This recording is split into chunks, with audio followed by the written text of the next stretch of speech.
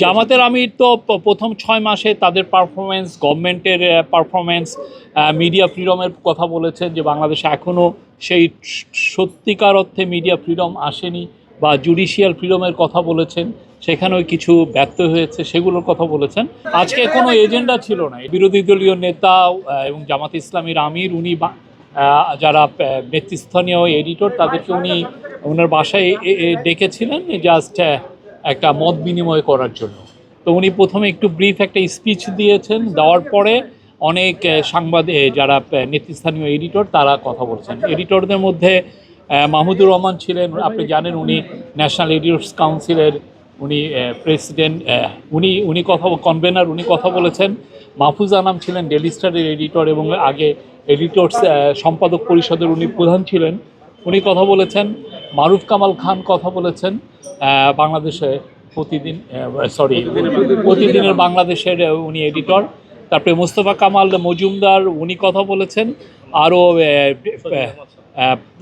প্রথম আলোর পক্ষে কথা বলেছেন সাজ্জাদ সাহেব, ওনাদের নির্বাহী সম্পাদক। তো এটা একটা প্রাণবন্ত একটা ডিসকাশন হয়েছে এবং সবাই তাদের প্রাণ খুলে বলেছেন যে বিরোধী দলের সোফার বিরোধী দল কি করছে এবং তাদের কি করা উচিত, মানে কনস্ট্রাকটিভ কিছু ক্রিটিসিজম এবং অ্যাডভাইস পুরোটাই ছিল।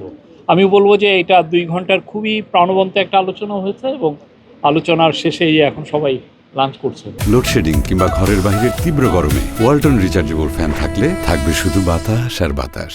জামাতের আমির তো প্রথম 6 মাসে তাদের পারফরমেন্স, গভর্নমেন্টের পারফরমেন্স, মিডিয়া ফ্রিডমের কথা বলেছেন যে বাংলাদেশে এখনও সেই সত্যিকার অর্থে মিডিয়া ফ্রিডম আসেনি, বা জুডিশিয়াল ফ্রিডমের কথা বলেছেন, সেখানেও কিছু ব্যর্থ হয়েছে, সেগুলোর কথা বলেছেন।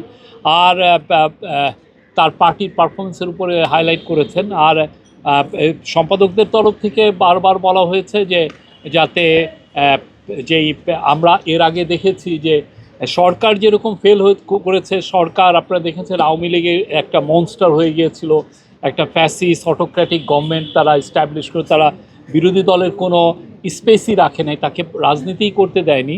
আর ঠিক তেমনি আগে বিরোধী দলও যে খুব রেসপন্সিবলি বিহেভ করেছে তা না। বিশেষ করে আপনি জানেন 91 থেকে 96 শেখ হাসিনার যে আওয়ামী লীগ, তারা সত্যিকার অর্থে বাংলাদেশে যে পার্লামেন্টকে দাঁড়াতেই দেয়নি, তারা কথায় কথায় ওয়াকআউট করেছে, কথায় কথায় হরতাল ডেকেছে। ফলে বাংলাদেশের যে রেসপন্সিবলি যে বিরোধী দলেরও বিহেভ করার কথা সেটা তেমন একটা হয় না।